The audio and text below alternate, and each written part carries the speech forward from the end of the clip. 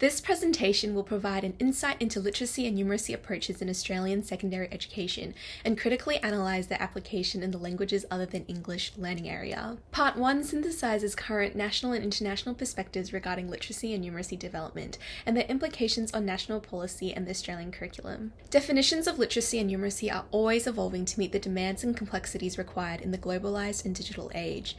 The literacy position paper put forward the definition outlined in the National Goals for Schooling. It defines literacy as the ability to interpret, produce, and critically examine communicative practices and texts for a range of social-cultural contexts. On the other hand, numeracy as defined in the 1997 National Numeracy Conference is widely accepted in Australia. In this definition, numeracy extends beyond basic arithmetic skills to encompass the effective application of mathematical knowledge to solve real-world problems across home, work, and civic life.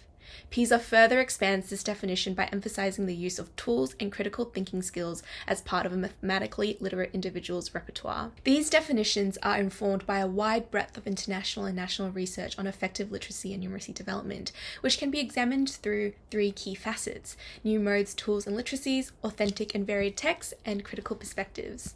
As society and technology advance, new modes, tools, and literacies emerge, reshaping perspectives on literacy and numeracy development. Literacy in the 21st century is becoming increasingly multimodal, extending beyond traditional written modes to incorporate visual, verbal, and gestural communication.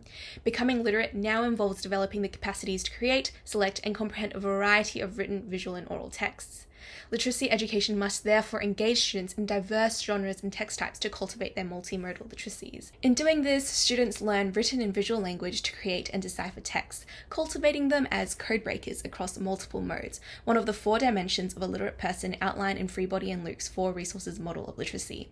Similarly, technological advancements and increasing reliance on digital data have broadened numeracy to further encompass the effective use of representational physical and digital tools, as represented in Figure B.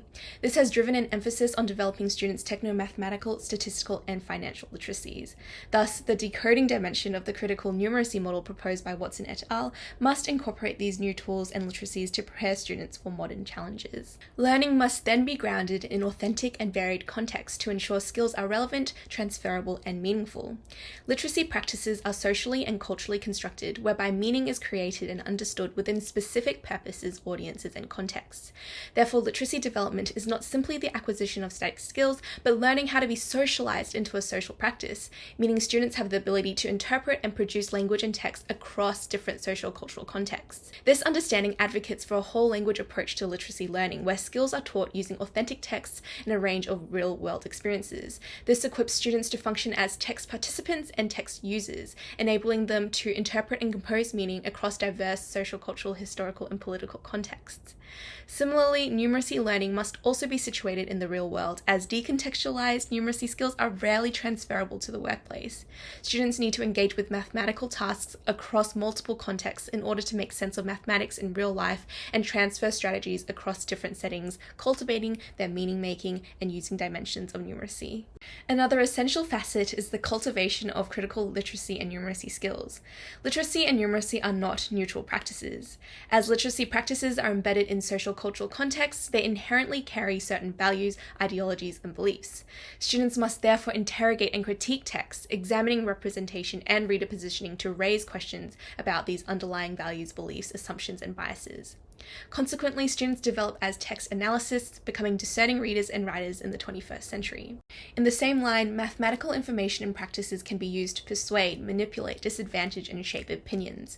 Therefore, students must learn to think critically and be able to scrutinize data reliability, evaluate the reasonableness of results, and construct arguments that support or challenge ideas, aligning with the analyzing numeracy dimension.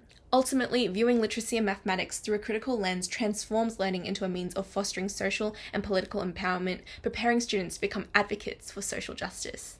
National education policies thus prioritize literacy and numeracy development as vital for cultivating informed and productive citizens.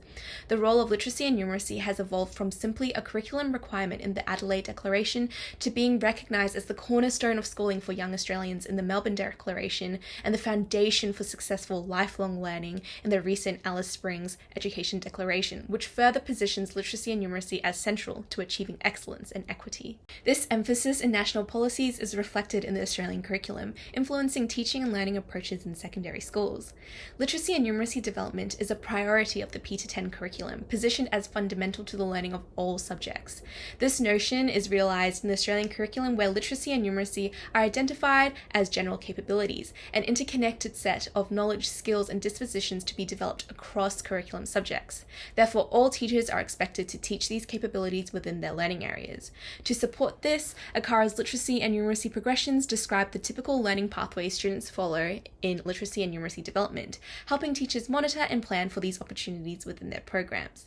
Together, these frameworks ensure that literacy and numeracy are embedded across all disciplines, equipping students with the foundational skills for lifelong learning and active participation in society. Beyond the Australian curriculum, external organisations provide additional support. The Queensland Curriculum and Assessment Authority offers online resources including literacy and numeracy strategy fact sheets, templates and models, as well as professional development via seminars and online modules. In terms of literacy-specific support, the Education Endowment Foundation has developed the Improving Literacy in Secondary Schools Guidance Report, which provides 7 recommendations with actionable teaching advice related to reading, writing, speaking, and vocabulary development. As for numeracy, the Numeracy Teaching Across the Curriculum in Queensland project, funded by the Queensland College of Teachers, delivers a literature review of best practice in numeracy, along with video vignettes showcasing these practices in different learning areas. There is a plethora of external support for teachers, ensuring the effective integration of literacy and numeracy development in Australian schools. Building on this understanding, Part 2 delves into the multidimensional nature of literacy and numeracy by examining its demands in the LOTE learning area. This section identifies and critiques the literacy and numeracy opportunities and challenges involved in meeting the Japanese achievement standards outlined in the Australian curriculum. 2 elaborations from the Years 7, 8 and Years 9, 10 sequences are analysed to illustrate how these capabilities can be embedded and developed in language learning. Japanese develops students' numeracy capabilities through real-life mathematical applications using the target language.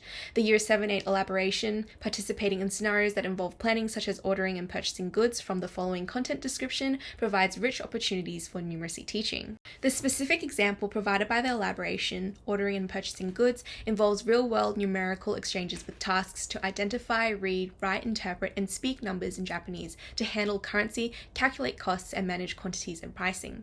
For example, students would learn Japanese place value systems, interpret new symbols to read, write, and speak numbers in kanji and hiragana, and produce numeric forms unique to Japanese. They would also practice using various Japanese counters, which are commonly used in such scenarios. Through this, students develop an understanding of how numbers are represented in Japanese language and culture, fostering an intercultural number sense. Tasks may also involve using counting and multiplicative strategies to calculate costs, reinforcing number sense while working with money. However, these numeracy opportunities also present challenges as students must simultaneously process linguistic and cultural knowledge to solve numerical tasks. Alongside accurately using numbers within grammatical structures, they must also contend with irregularities in Japanese numerical patterns such as anomalies in counter and number readings, and manage the extensive variety of counters specific to different objects, which complicates numerical comprehension and calculations. Moreover, cultural ideologies embedded in numerical exchanges further adds complexity. For example, staff must use nime-sama instead of the casual futari to address 2 customers due to Japan's emphasis on respect, politeness, and hierarchy.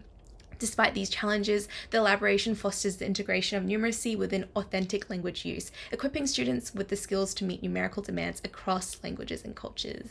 Learning an additional language alongside English is mutually beneficial to literacy development, as literacy-related capabilities, processes, and strategies are transferable across languages.